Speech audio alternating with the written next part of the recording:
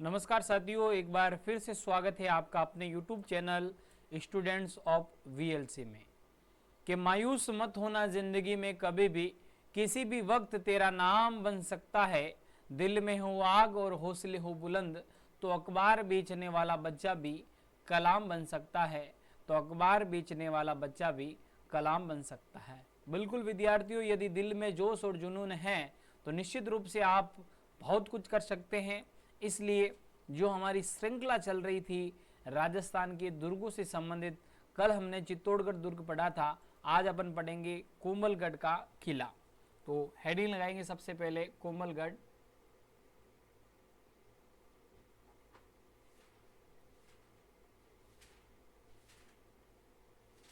कोमलगढ़ किला।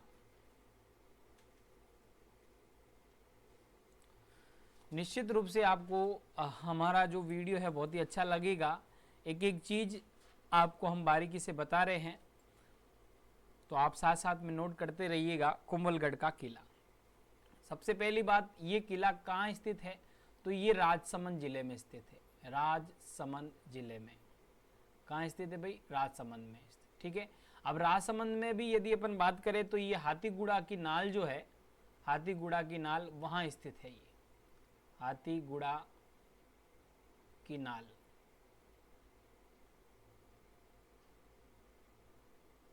ठीक है, तो ये आपको ध्यान रखना है। आगे यदि हम इसके बारे में बात करें तो इसका जो निर्माण है वो किसने करवाया? निर्माण। तो कोमलगढ़ किले का जो निर्माण है वो आपके प्रारंभ में तो इसका जो निर्माण है वो तो करवाया संप्रति मौर्य ने। संप्रति मौर्य ने करवाया। संप्रति मौर्य ने प्रारंभिक निर्माण करवाया, इसका शुरुआती निर्माण, प्रारंभिक निर्माण करवाया।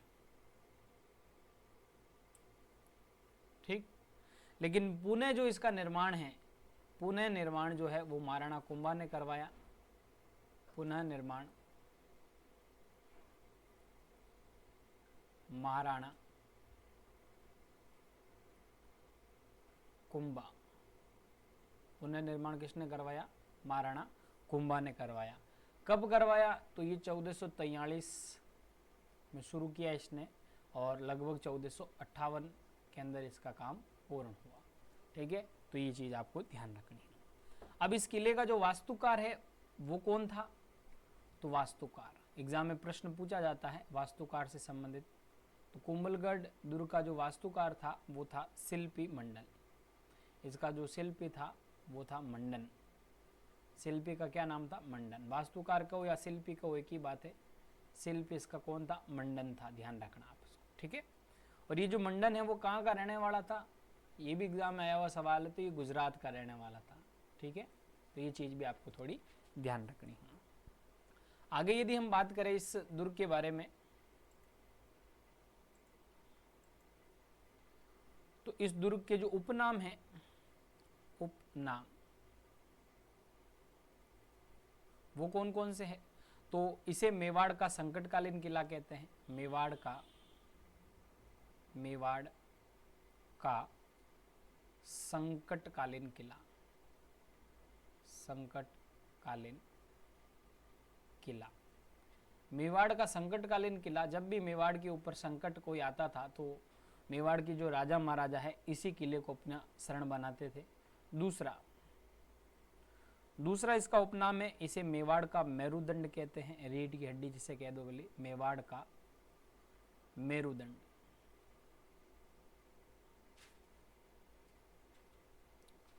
मेवाड़ का मेरुदंड। और तीसरी यदि बात करें तो ये मारवाड़ सीमा का प्रेरी भी है। मारवाड़ सीमा का प्रेरी।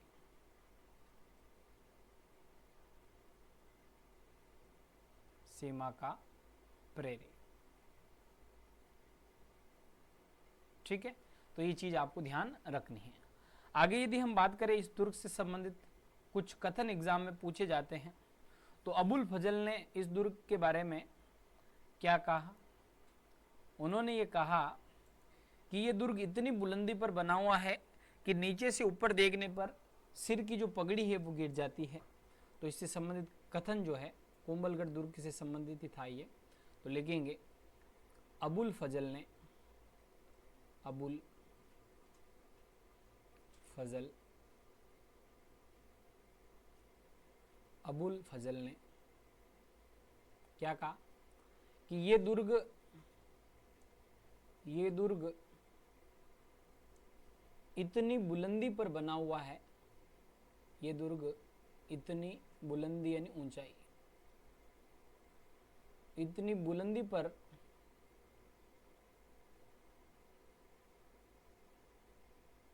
बना है कि नीचे से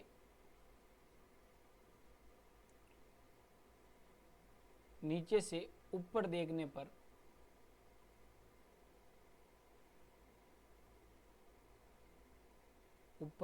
पर सिर की पगड़ी गिर जाती है, सिर की पगड़ी गिर जाती है।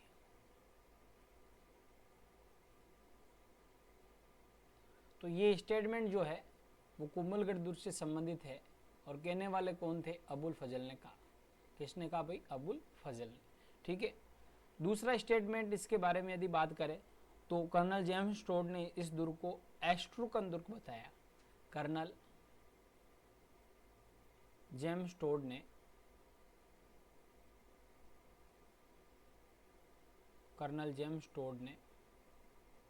कुंभलगढ़ दुर्ग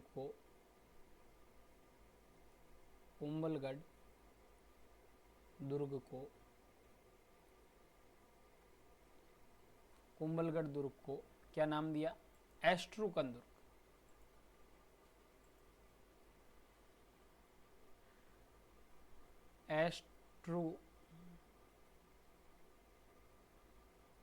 एस्ट्रूकन दुर्ग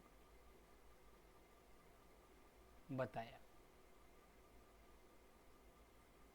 ठीक, तो याद रखना एस्ट्रूकन दुर्ग की संज्ञा जो किसे दी गई? कुंभलगढ़ दुर्ग को दी गई और किसके द्वारा? कर्नल जेम्स टोड के द्वारा दी गई। ठीक है, तो ये चीज भी आपको ध्यान रखनी है। आगे यदि हम बात करें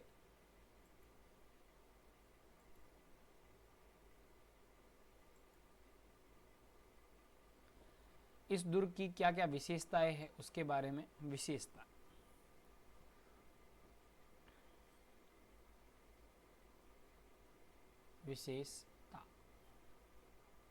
विशेषताएं कौन कौन सी है इस दुर्ग से संबंधित? तो सबसे पहले बात करें नंबर 1,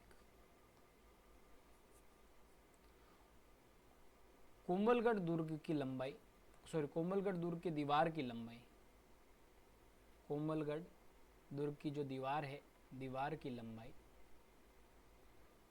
कितनी है भाई? दीवार की लंबाई, तो दीवार की लंबाई है 36 किलोमीटर, जो राजस्थान की सबसे लंबी दीवार है। ये राजस्थान की नहीं बल्कि भारत की सबसे बड़ी लंबी दीवार है। कुंभलगढ़ किले की दीवार जो है भारत की सबसे बड़ी दीवार है, सबसे लंबी दीवार है। भारत की महान दीवार कह देते हैं, महान दीवार, कुंभलगढ़ किले की दीवार।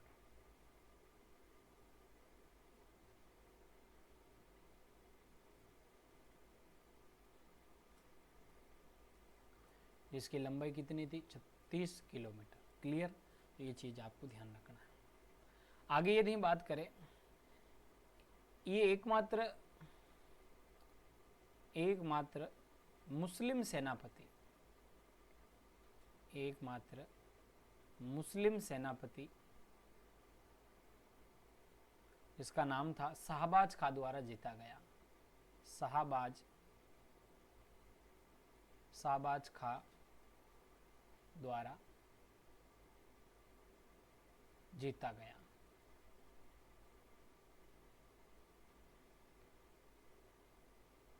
शाहबाज खां द्वारा जीता गया। कब जीता गया? तो 1578 ईस्वी में जीता इसे। ठीक है, एकमात्र मुस्लिम सेनापति कौन था? शाहबाज खां, जिसने कुंभलगढ़ दुर्ग को जीता था। कब जीता? 1578 ईस्वी। ठीक है, तीसरा, किले के परकोटे पर एक साथ 4 घुड़सवार दौड़ सकते हैं। इसकी और विशेषता ये, किले के परकोटे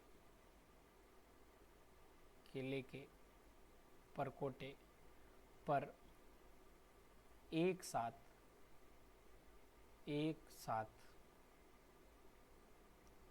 4 घुड़सवार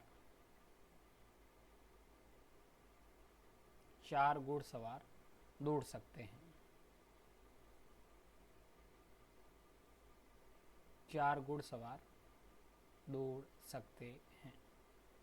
ठीक है, तो ये चीज भी आपको ध्यान रखनी है। आगे यदि हम बात करें कुंभलगढ़ किले का जो ऊपरी भाग है, कुंभलगढ़ किले का ऊपरी भाग कटारगढ़ कहलाता है। कुंभलगढ़ किले का ऊपरी भाग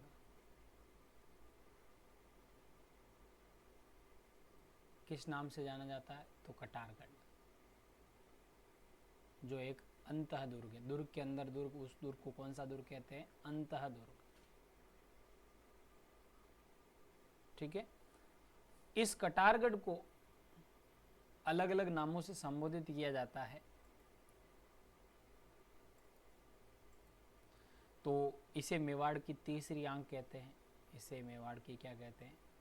मेवाड़ की तीसरी आंख।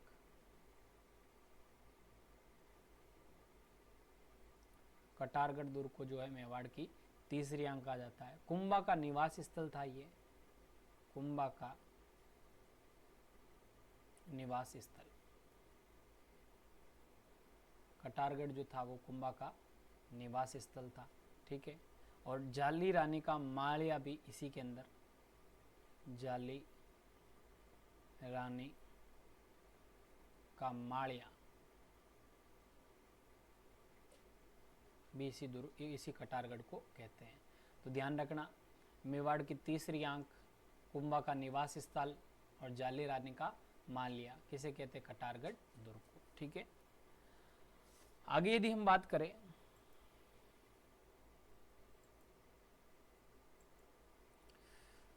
तो इस दुर्ग के अंदर जल स्रोत, किले में कौन कौन से जल स्रोत है? तो किले में जल स्रोत,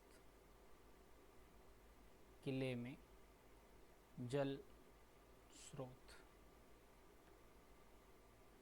तो किले के जल स्रोत में एक तो इसमें बना हुआ मामादेव कुंड बना हुआ है, मामादेव कुंड।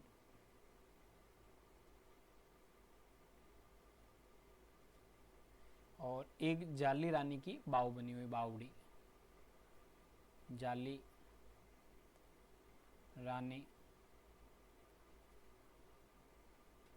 रानी की बाव बनी हुई, इसमें बाव यानी बावड़ी। ठीक है, तो इसमें 2 ये जल कुंड है, एक तो मामादेव कुंड और एक जाली रानी की बाव जो है इसके अंदर बनी हुई है। आगे यदि हम बात करें, देखिए विद्यार्थियों, आगे यदि अपन इसके बारे में बात करें तो इस किले के अंदर जो है, किले में और क्या क्या होता है? किले में महत्वपूर्ण बात है, महाराणा प्रताप का जन्म होता है। जन्म किसका? महाराणा प्रताप का। महाराणा प्रताप का इसमें जन्म होता, कब होता है? 9 मई 1540 को, 9 मई 1540 ईस्वी। ठीक है, हत्या भी होती है इस कटारगढ़ से। किसकी हत्या होती है? महाराणा कुंभा की। राणा कुंभा की यहाँ से हत्या कर दी जाती है। कौन करता है हत्या? तो वो करता है राणा उदा करता है। इसका पुत्र, बड़ा पुत्र उदा ने इसकी क्या कर दी? हत्या कर दी। कब की? 1468 में कर दी। ऊपर से इसे धक्का दिया कुंभा को, और कुंभा नीचे आकर गिरा और कुंभा की क्या होगी? मृत्यु होगी। और इसी कटारगढ़ में राज्याभिषेक भी हुआ था। राज्याभिषेक इसी कुंभलगढ़ दुर्ग में राज्याभिषेक भी होता है। किसका होता है? उदय सिंह जी का।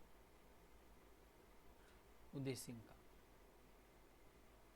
कब होता है? तो ये होता है 1537 ईस्वी को। ठीक है। आगे यदि हम बात करें, इस कुंभलगढ़ दुर्ग के अंदर पृथ्वीराज सिसोदिया की छतरी बनी हुई है। इस दुर्ग में क्या? पृथ्वीराज सिसोदिया,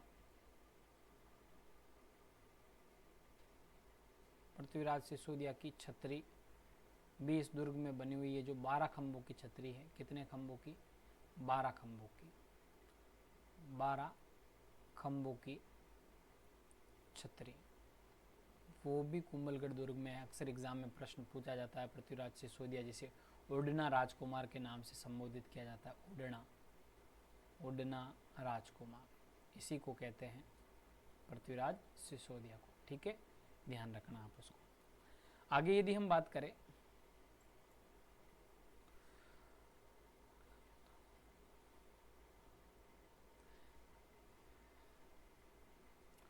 यहाँ जो है कुंभ श्याम मंदिर, जो कुंभा द्वारा निर्मित है, वो भी बना हुआ है।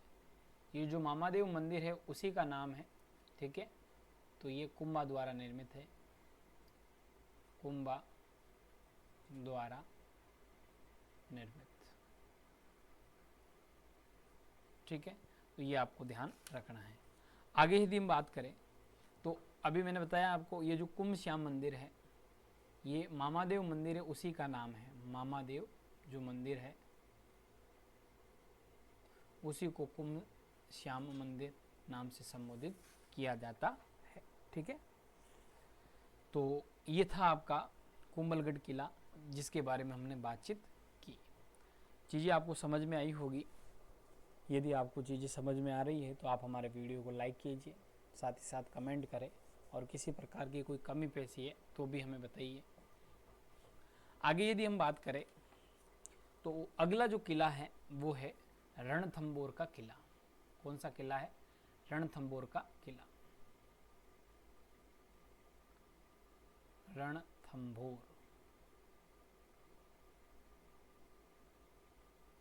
रणथंबोर किला।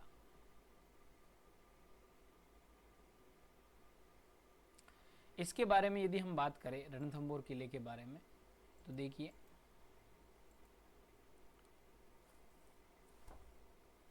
सबसे पहली बात तो ये कहाँ है? तो ये सवाई माधोपुर में है। सवाई माधोपुर। ठीक है, इसके बारे में यदि बात करें तो हमीर रासों के अनुसार इसका जो प्रारंभिक नाम था, हमीर रासों के अनुसार,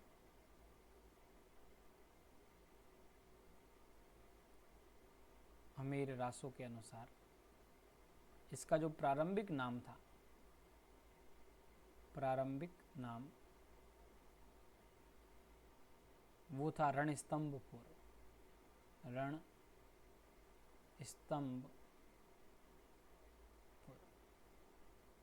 प्रारंभिक नाम था ये इसका। ठीक है,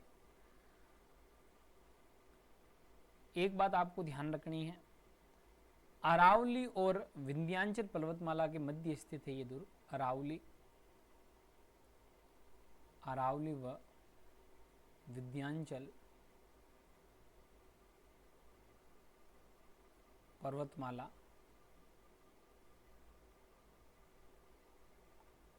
के मध्य स्थित है। अरावली व विंध्याचल पर्वतमाला के मध्य स्थित ये दुर्ग है रणथंबोर का किला। आगे यदि हम बात करें, तो इस दुर्ग का जो निर्माण है, रणथंबोर दुर्ग का जो निर्माण है,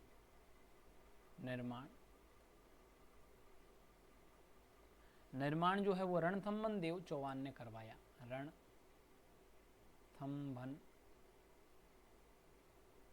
रणथंभन देव चौहान, उनके द्वारा इसका निर्माण करवाया गया। ठीक है, आगे यदि हम बात करें इस दुर्ग के उपनाम की, उपनाम, तो इस दुर्ग का उपनाम, इसे दुर्गाधिपति कहते हैं। दुर्गाधिपति भी कहते हैं। और चित्तौड़ का ये छोटा भाई भी कहलाता है, चित्तौड़ का छोटा भाई,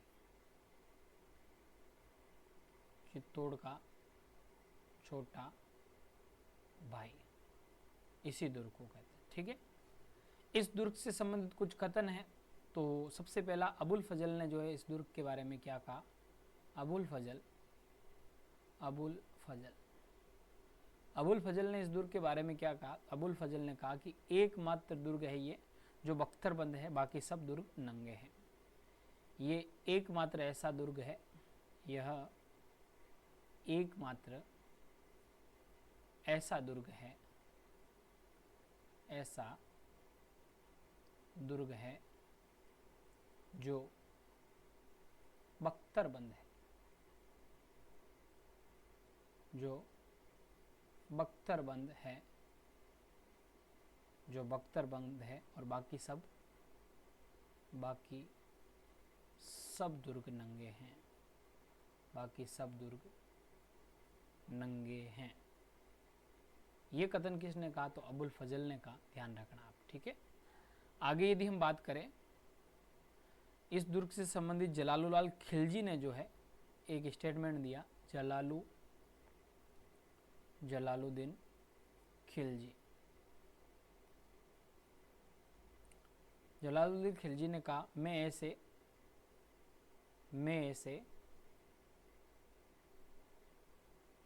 10 दुर्गों को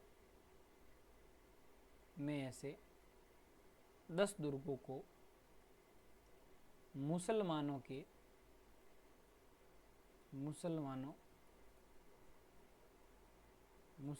के एक बाल के बराबर भी नहीं समझता, एक बाल के बराबर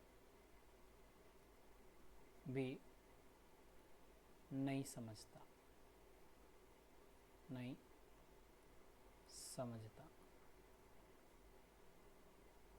ये स्टेटमेंट किसने दिया, जलालुद्दीन खिलजी ने दिया, ध्यान रखना। और अमीर खुसरो भी इस दुर्ग के बारे में कुछ कहते हैं।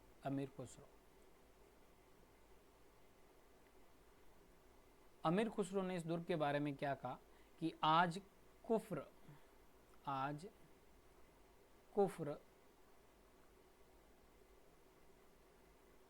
गढ़, कुफ्र का गढ़ इस्लाम का घर हो गया। जब इन लोगों ने ये दुर्ग जीता था, उस समय अमीर खुसरो ने एक बात कही कि आज कुफ्र का जो गढ़ है इस्लाम का घर हो गया। ठीक है, तो ये चीज भी आपको ध्यान रखनी है। आगे यदि हम बात करें,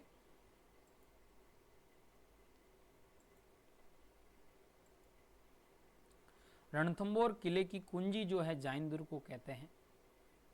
रणथंबोर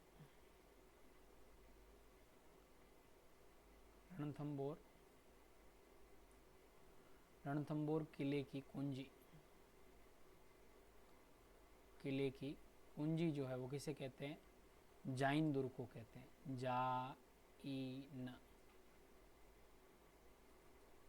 जैन दुर्ग को। ठीक है, ध्यान रखना, रणथंबोर किले की जो कुंजी है वो जैन दुर्ग को कहते हैं। और इस रणथंबोर दुर्ग का जो प्रवेश द्वार है, वो कौन सा है, तो वो नवलखा दरवाजा है, नवलखा दरवाजा।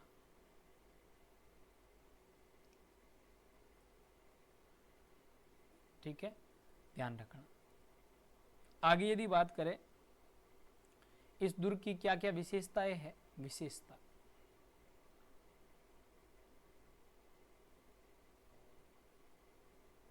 तो विशेषता में बात करें तो ये अंडाकार पहाड़ी पर स्थित है।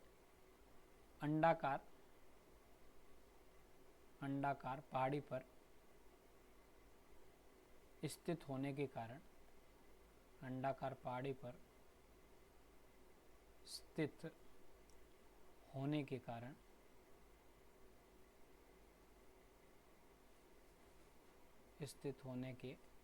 कारण ये दुर्ग दूर से दिखाई नहीं देता है। ये दुर्ग दूर से दूर से दिखाई नहीं देता है, दूर से दिखाई नहीं देता है। ठीक है, अंडाकार पहाड़ी पर स्थित होने के कारण ये दुर्ग दूर से दिखाई नहीं देता है, ये ध्यान रखना है। और विषम आकार की 7 पहाड़ियों से घिरा हुआ यह दुर्ग है। दूसरा फैक्ट लिखेंगे, विषम आकार की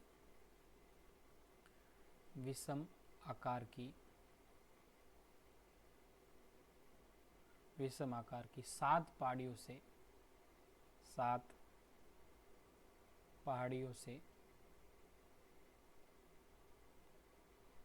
पहाड़ियों से घिरा हुआ है, ये घिरा हुआ दुर्ग है।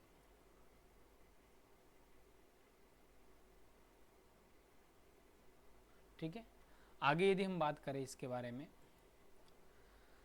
इसके बारे में बात करें, इसमें प्रमुख महल कौन कौन से हैं? प्रमुख महल,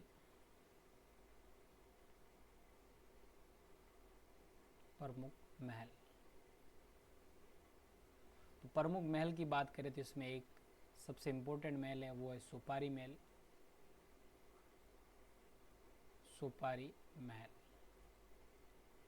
ये सांप्रदायिक सद्भाव का मंदिर प्रतीक माना जाता है। इसमें मंदिर, मस्जिद और गिरजाघर तीनों हैं इसमें, तो इसको अपन लिखेंगे, ये क्या है? सांप्रदायिक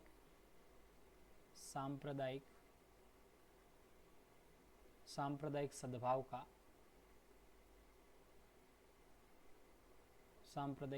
का प्रतीक माना जाता है। सांप्रदायिक सद्भाव का क्या माना जाता है? प्रतीक। क्यों मानते हैं? क्योंकि इस महल के अंदर मंदिर भी है, इस महल में मस्जिद भी है और इस महल में गिरजाघर भी है।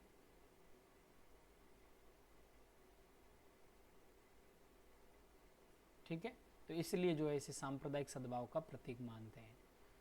आगे बात करें तो इस दुर्ग के अंदर एक महल और है जिसका नाम है जोगी महल। कौन सा महल? जोगी महल, वो भी इसी दुर्ग में है। तीसरा इसके अंदर महल है जो अक्सर एग्जाम में पूछा जाता है, जोरा और भौरा महल। जोरा और भौरा महल, वो भी इसी दुर्ग में है, ध्यान रखिएगा। ये अनाज रखने का गोदाम है। ये क्या है? अनाज रखने का गोदाम। उस समय ये अनाज रखने के गोदाम थे, जोरा और भौरा महल। ठीक है, आगे यदि हम बात करें तो इसके अंदर जल स्रोत की बात करें तो इस दुर्ग में जल स्रोत कौन कौन से हैं? जल स्रोत, तो देखिए इसमें एक तो रनिहाड़ तालाब है, रनिहाड़ तालाब। ठीक है, और एक इसमें पदम तालाब है, पदम तालाब। एक रनिहार तालाब है और एक पदम तालाब है। इस दुर्ग की ओर अपन बात करें तो इसमें कौन कौन सी छतरियाँ हैं? तो छतरियाँ इंपॉर्टेंट सवाल है, यहाँ से अक्सर एग्जाम में प्रश्न बनते हैं। इसमें जो छतरी है वो देखने को कौन कौन सी मिलती है? देखिए 2-4 छतरियाँ ध्यान रखिएगा। नंबर 1, 32 खंभों की छतरी यहाँ बनी हुई है इस दुर्ग में। 32 खंभों की छतरी, 32 खंभों की छतरी बनी हुई है। ये 32 खंभों की छतरी जो है न्याय या हमीर की कचहरी कहते हैं इसे, न्याय व हमीर की कचहरी भी कहते हैं इसे। ठीक है, तो ये थोड़ा ध्यान रखना। फिर इस दुर्ग में एक खंबे की छतरी भी बनी हुई है, एक खंबे की छतरी, एक खंबे की छतरी भी यहाँ बनी हुई है, एक खंबे की छतरी। फिर आगे यदि हम बात करें, यहाँ जो है एक अधूरी छतरी भी बनी हुई है, अधूरी छतरी, अधूरी छतरी जिसका निर्माण जो है शुरुआत निर्माण कार्य की कर्मावती द्वारा शुरुआत की गई, लेकिन ये पूर्ण नहीं हुई। कर्मावती द्वारा इसे शुरू तो जरूर किया लेकिन पूरा नहीं हुआ। और यहाँ एक कुत्ते की छतरी भी बनी हुई है, कुत्ते की छतरी, कुत्ते की छतरी। ठीक है, तो ये चीज़ें आपको ध्यान रखनी है। आगे यदि हम बात करें इसके बारे में, तो यहाँ जो इस दुर्ग में एक महत्वपूर्ण मंदिर बना हुआ, त्रिनेत्र गणेश मंदिर, 3 आंकों वाले गणेश जी, त्रिनेत्र गणेश मंदिर, त्रिनेत्र गणेश मंदिर। त्रिनेत्र गणेश मंदिर जो है इसी दुर्ग में बना हुआ है। यहाँ एक दरगाह है, पीर सदरुद्दीन की दरगाह, पीर सदरुद्दीन, पीर सदरुद्दीन की दरगाह जो है वो भी यहाँ बनी हुई है, पीर सदरुद्दीन की दरगाह। आगे यदि हम बात करें तो इस दुर्ग में राजस्थान का प्रथम साका हुआ था, या प्रथम जल जोर कह देते हैं, राजस्थान का प्रथम साका, राजस्थान का प्रथम साका भी इसी दुर्ग में हुआ था। प्रथम साका या यूं कह दो प्रथम जल जोर जो है, प्रथम जल जोर इसी दुर्ग में हुआ था, ध्यान रखना आप। अब ये कब होता है, तो ये 11 जुलाई 1301 को हुआ था, 11 जुलाई 1301 ईस्वी को हुआ, 11 जुलाई 1301 ईस्वी का हुआ, जिसमें केसरिया जो है हमीरदेव चौहान ने किया था। केसरिया जो है किसने किया, हमीरदेव चौहान ने, मतलब ये लड़ते हुए वीर गति को क्या हो गए, प्राप्त हो गए, हमीरदेव चौहान। ठीक, और यहाँ जो जोर है, जोहर कौन करती है, तो जोहर एक तो रंग देवी करती है और रंग देवी। ठीक है, तो ये आपको थोड़ा ध्यान रखना है। आगे यदि हम बात करें इसमें जो आक्रमणकारी, आक्रमण किसने किया था, तो अलाउद्दीन खिलजी ने। आक्रमणकारी कौन था यहाँ, तो हुआ था अलाउद्दीन खिलजी, अलाउद्दीन खिलजी। तो ये राजस्थान का प्रथम साका या प्रथम जल जोर कह देते हैं, जो 1301 में हुआ, 11 जुलाई 1301 में। केसरिया हमीरदेव चौहान करते हैं और रंग देवी जो है जोर करती है। ठीक है, तो इस प्रकार आपका रणथंभौर का किला जो है वो भी लगभग कंप्लीट हो गया। आज के लिए बस इतना ही, बाकी का अपन कल देखेंगे। यदि आपको क्लास अच्छी लगी तो निश्चित रूप से आप क्लास को लाइक कीजिए, हमारे चैनल को सब्सक्राइब कीजिए और अपनी राय कमेंट के माध्यम से ज़रूर दें। धन्यवाद।